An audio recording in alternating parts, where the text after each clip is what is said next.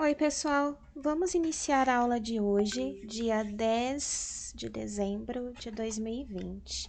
Hoje a gente vai continuar, as nossas sequências de atividades em português e matemática no Aprender Sempre, que é essa apostila de retomada aí do que foi estudado durante o ano, tá? Hoje a gente vai ver mais um pouco sobre o gênero textual poema e em matemática a gente vai iniciar aí a sequência 1. Vamos começar então pela atividade de português, da página 35 até a página 41. Aqui na página 35, a gente já tinha começado a ver sobre os poemas antes, sobre Fernando Pessoa. Aqui a proposta na página 35 era de fazer um sarau, E o sarau, ele é coletivo, seriam com todas as pessoas da sala e não tem como a gente fazer. Foi por isso que eu risquei essas duas atividades, tá? Então, aqui era uma escolha de poemas que vocês fariam, de acordo com as pesquisas que foram solicitadas sobre poemas que vocês gostaram, sobre o nome do poeta, o título do poema, tá? Bom, aqui também, tinha um registro dos poemas do sarau, que a gente não vai conseguir realizar, infelizmente. E aqui, na atividade 3, você ia procurar uma bibliografia do poeta que você escolheu.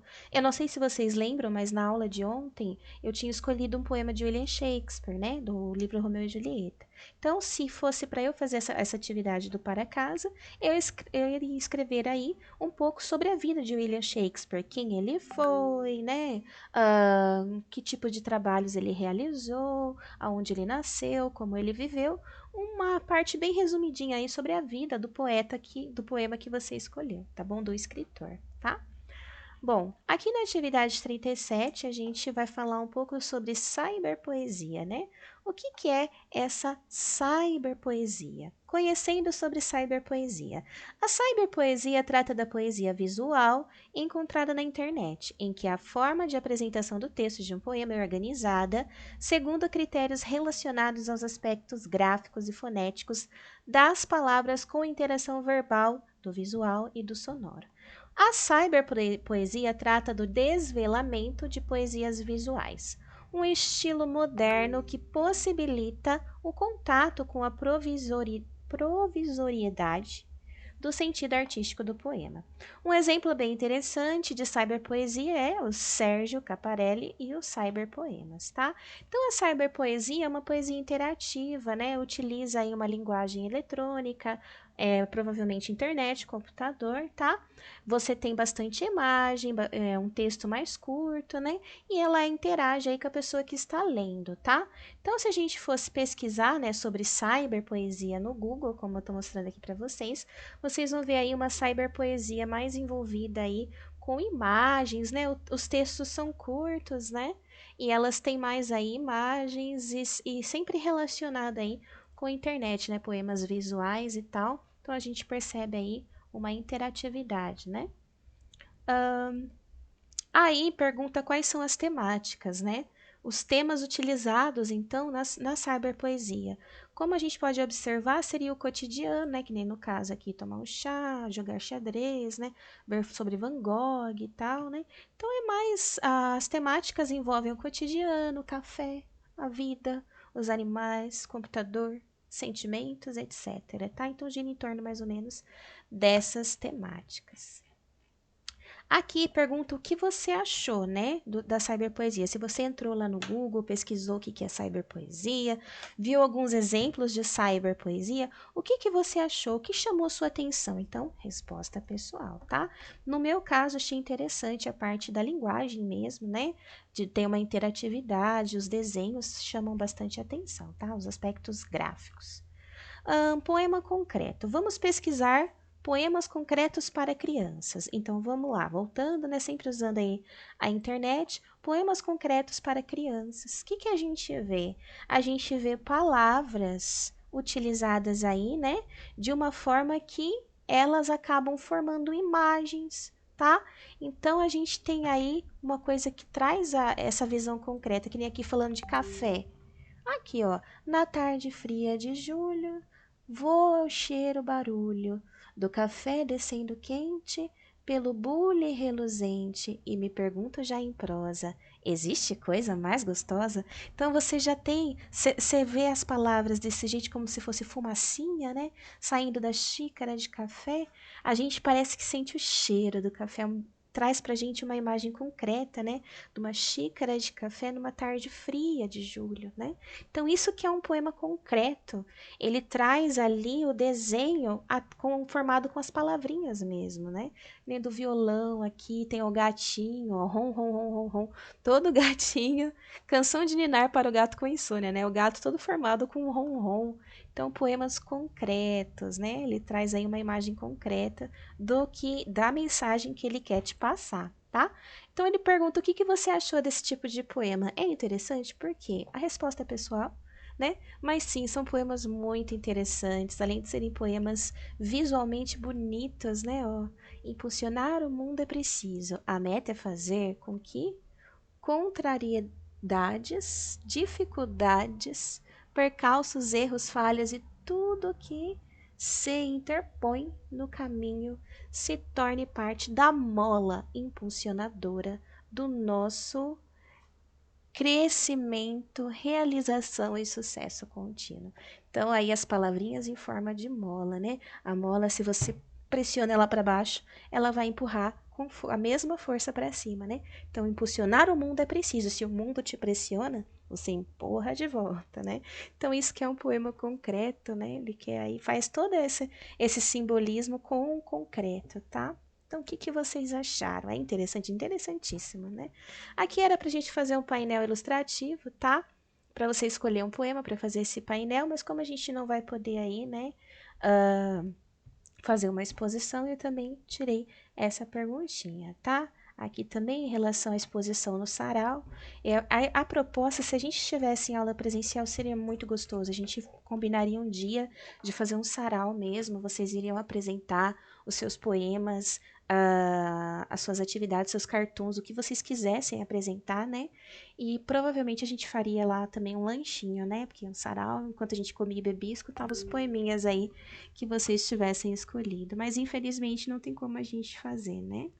Então, aqui também, né, sobre a preparação do sarau, seria toda a preparação que vocês fariam para apresentar, né? Quem falaria que parte, tá? Então, isso tudo ensinando. É importante vocês lerem porque ensina a preparar uma apresentação para um sarau. Mas não era necessário responder porque a gente não estaria aí realizando essas atividades, né? Então, a gente chegou aqui na página 41, que era a última página, né, da atividade de hoje, e ele pediu uma roda de conversa e avaliação. Então, sobre os poemas. O que você achou sobre essa sequência didática onde nós estudamos os poemas? Então, você vai escrever na frente o que você achou. Gostou de estudar o gênero? Sim ou não e por quê? Eu, sinceramente, adoro o estudo com poemas, porque mexe muito com a parte abstrata, né? A gente vai profundamente nos pensamentos, nos sentimentos e precisa exercitar aí a interpretação das mensagens que são mais implícitas, estão mais escondidas nos textos, né? E os autores e os poemas estudados, Fernando Pessoa, Sérgio Capelli e tal, o que você achou deles? Qual que foi mais interessante? Foi importante organizar os saraus? Era para ser importante se a gente tivesse feito, né? E aí, o que você aprendeu resumidamente aí, tá?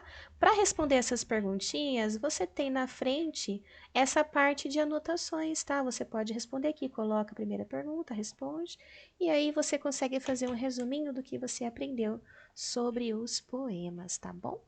Então, a gente termina aqui a nossa sequência didática sobre o gênero textual poema, era a sequência 2, né? E depois a gente já vai começar a sequência 3, onde a gente vai estudar os cartoons, né? Que também é interessantíssimo, tá? Mas isso fica para amanhã. Agora a gente vai então para a parte de matemática, onde a gente vai começar a sequência 1 do Aprender Sempre. Então vamos lá na página 3 de matemática. Aqui na página 3, nós temos aí esse quadro que mostra a população dos municípios de São Paulo, né? Caieiras, Guariba, Limeira, Mauá, Ribeirão Preto e Bragança Paulista, tá? E aí tinha que fazer atividade em cima disso. A primeira atividade era ordenar os números em ordem decrescente. Decrescente é do maior para o menor. Então, eu tenho que pegar a maior população e ir diminuindo sequencialmente, tá? Então, a primeira ali, 669.180, depois 451.947, depois 292.497, depois 160.840, depois 97.763 e, por último, 38.344. Na letra B, era para a gente escrever por extenso a maior e a menor população, que seria, né, a primeira, então, aqui, e a última, né? Então, ficou ali 669.180 e 38.344, tá? Aqui na letra C, ele queria que a gente escrevesse os números que representam a quarta e a quinta cidade mais populosa. Então, a quarta cidade mais populosa aqui no caso seria essa de 160.840, que lá no caso seria a Bragança Paulista, tá? E a cidade aqui de 97.763, tá? Que seria Caieiras, ok? Então, era para você colocar essas duas aí, a quarta e a quinta mais populosa. Adicione os números dos habitantes que você encontrou na questão anterior. Quantos serão os habitantes? Então, era só você somar 160.840 mais 97.763. Dava 258.603. Aqui na página 5, a gente tem mais um probleminha, né? José escreveu em seu caderno o número 678.231 e começou a trocar alguns algarismos de lugar. Ele trocou de lugar os algarismos 6 e 2, obtendo 278.631. Então, ele trocou o 6 com o 2 de lugar. Qual desses dois números é maior? Obviamente, 678.000, né? 231 é maior. Por quê, né? Na casa da centena de milhar aqui, né? Porque a gente tem lá, né? As casinhas. Centena de milhar, dezena de milhar, unidade de milhar. E aí, depois do pontinho, né? A gente tá na primeira ordem, centena, dezena e unidade. Então, o 2, ele é maior, ele ficou aqui, né? O 2 e o 6, que ele trocou de lugar. Obviamente, o 6 ele é maior que o 2, então 678.000 é maior que 278.000, tá? Qual é o valor relativo ao algarismo 6 no número 678.231? 600.000, né? Ele está na casa da centena de milhar. E o valor relativo do algarismo 2? O algarismo 2, nesse número aqui, ele vai estar na casa das centenas, tá? Então, vale 200. E depois da troca dos algarismos, qual o valor relativo do algarismo 6? Ele foi para a casa das centenas e o 2 foi para a casa da centena de milhar. Então, o 6 vale 600 e o 2 ficou valendo 200.000, tá? Aqui a gente tem, né, um quadro de classes e ordens, né? E ele queria que a gente colocasse aí o número 582.128. Então, ele ficava localizado dessa forma, né? A ordem, né, das unidades, a classe, né, das unidades simples, a primeira ordem unidade, a segunda ordem dezena e a terceira ordem centena. E aqui na classe dos milhares, unidade de milhar, dezena de milhar e centena de milhar, tá? Depois de colocar os algarismos no quadro de classes e ordem, Pedro respondeu: agora ficou fácil, esse número é o 582.128. Então, aqui a gente tinha que escrever como se lê cada um dos números. Letra A, 78.453. Letra B, 780.459. Letra C, 805.907. E letra D, 358.762, tá? Bom, a nossa atividade ia até a página 21, então vamos continuar, estamos na página 8. Aqui a gente tem uma situação, um problema, né, que diz o seguinte: a mãe de Giovana comprou 20 garrafas de refrigerante para fazer o aniversário dela. Cada garrafa custou R$ 8,50. Quanto ela gastou com a compra dos refrigerantes, tá? Então, aí a gente tem que pegar esse 8,50 e multiplicar pelas 20 garrafas, né? Ela comprou 20 garrafas de refrigerante e cada garrafa aí custou R$ custou R$ 8,50. Então, 20 vezes R$ 8,50, tá? Aí, se vocês tivessem feito a multiplicação, vocês teriam verificado muito bem, né? Que dava ali R$ 20 vezes R$ 8,50, dava R$ 170, tá? Aqui na letra B. No dia de seu aniversário, Giovana ganhou de presente o convite para assistir a uma peça de teatro. No dia seguinte à sua festa de aniversário, ela foi com sua amiga Maiara ao teatro. Como Giovana gosta de matemática, quando chegou, verificou que todas as cadeiras estavam organizadas em fileiras e queria descobrir quantos lugares havia no teatro. Ela verificou que havia 11 fileiras e em cada fileira havia 14 cadeiras. Quantas cadeiras havia no teatro? Então, era só você pegar as 11 fileiras e multiplicar pelas 14 cadeiras, tá? Aí, aqui, a multiplicação realizada dava 154 cadeiras. Aqui na página 9, o professor Antônio desafiou seus estudantes a resolverem uma operação. E a operação era essa divisão, né? 428 dividido por 4. Vocês sabem aí realizar a divisão. Uma das formas que vocês mais utilizam é o algoritmo usual. Dava lá o resultado de 107, tá?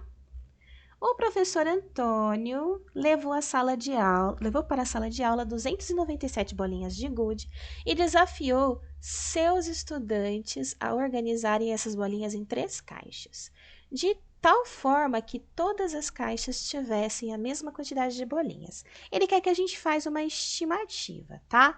Como que a gente faz a estimativa? 297 está mais próximo de 300, não é? Se eu tivesse arredondando 300 bolinhas, daria mais ou menos, né, dividida em 3 caixas, 100 bolinhas em cada caixa, tá? Isso é uma forma de fazer uma estimativa. 297 é quase 300. Se eu fosse dividir 300 bolinhas em 3 caixas, mais ou menos 100 bolinhas em cada caixa. Aqui, né, fazendo os cálculos, a gente chega a 99 bolinhas em cada caixa, dividindo 297 por 3, tá? Então, 100, ó, bem próximo de 99, né?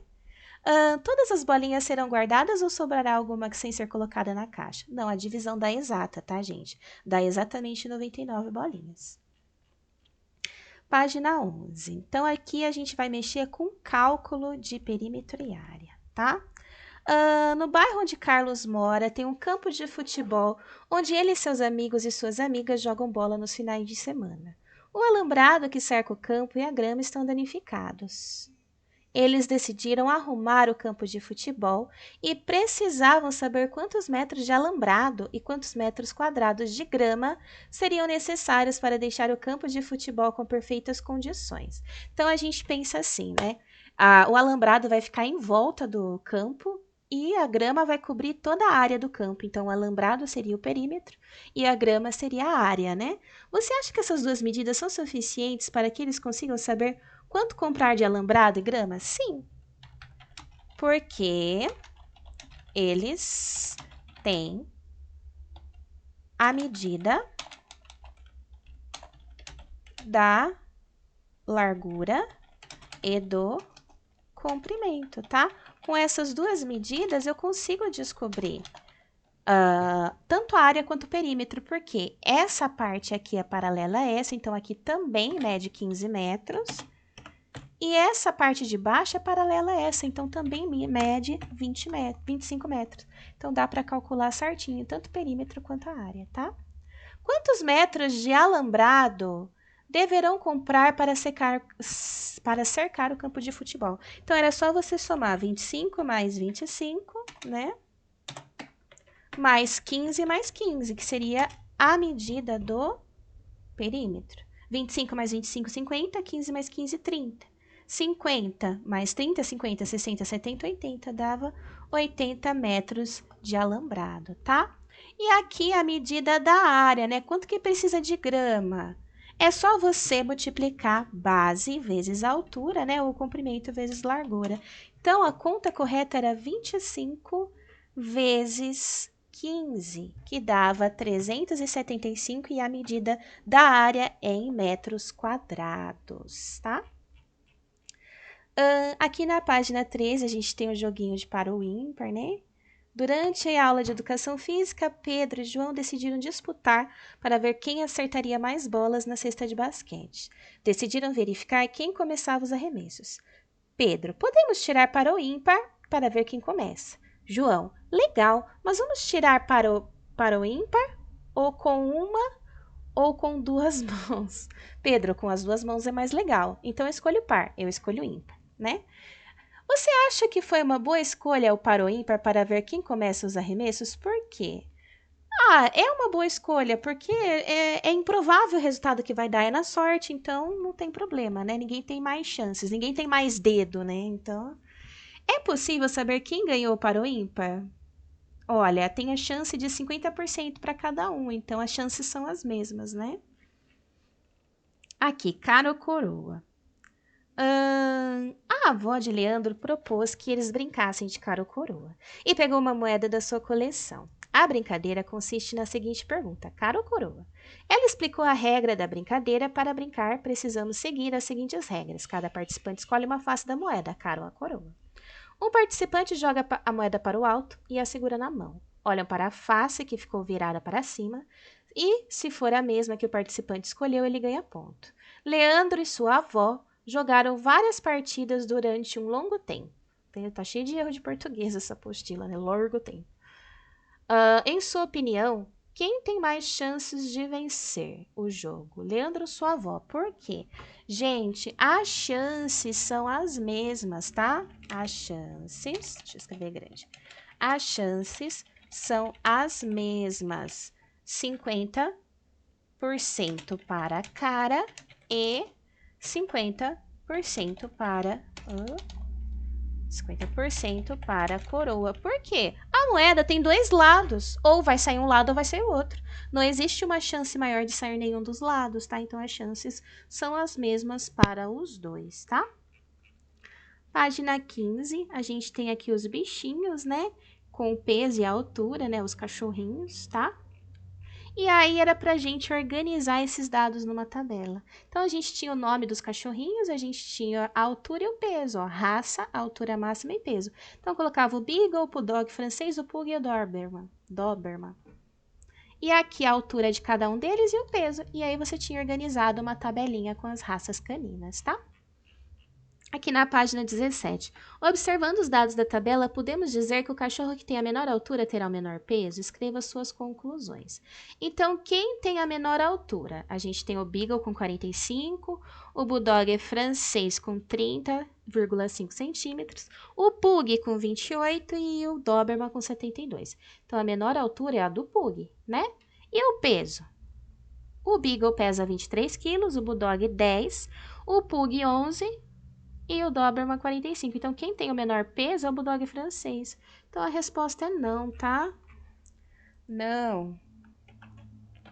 O peso pode variar independente do tamanho do cachorro, tá? Então, aí, o Pug é menor, mas ele pesa mais que o Bulldog francês. Mais gordinho. Na 2 aqui, Júlia e Maria Eduarda registraram de segunda a sexta-feira a temperatura máxima que ocorreu na cidade em que moram. Então, a gente tem aí os dias da semana e as temperaturas. Em quais dias da semana foram realizadas as medições das temperaturas? Segunda, terça, quarta e quinta e sexta-feira, né? Foi a semana toda, menos o sábado e domingo. Qual o dia da semana teve a maior temperatura e a menor? A maior temperatura foi na terça, 29,5 graus Celsius, e a menor temperatura foi na quarta, 22,5 graus Celsius. Qual foi a temperatura na segunda-feira em graus Celsius? 25, né?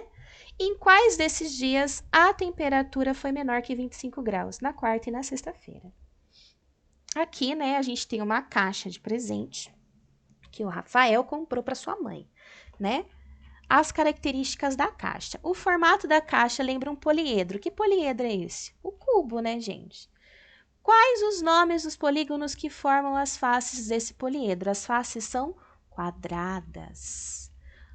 Qual das planificações a caixa na qual Rafael embrulhou o presente da sua mãe, tá? Representa o cubo aí. seria essa daqui, tá? Que representa o cubo. Então, a forma correta é essa aqui, tá? Porque essa daqui tá meio retangular, né? Planificação da superfície de uma pirâmide, tá? Qual o nome dessa pirâmide? Ela tem 6 faces, né? Então, a base dela aqui é um hexágono, tá? Pirâmide de base hexagonal. Ela tem 6 faces triangulares, tá? Porque essa face de baixo também conta, mas é uma face hexagonal. Então, a base é hexagonal, de hexágono, tá? As faces laterais são triangulares, tá? Então, essa é a forma das faces laterais e a base é um hexágono. Qual das 3 planificações representa a pirâmide da figura? Então, seria essa daqui, tá? Ela que forma o hexágono, né? Com as faces triangulares. Complete as planificações abaixo para que, depois de montadas, se tornem pirâmides e em seguida escreva o nome de cada pirâmide. Então, aqui era só desenhar mais um triângulo para formar a pirâmide de base quadrada. Aqui também desenhava mais um triângulo para formar a pirâmide de base hexagonal.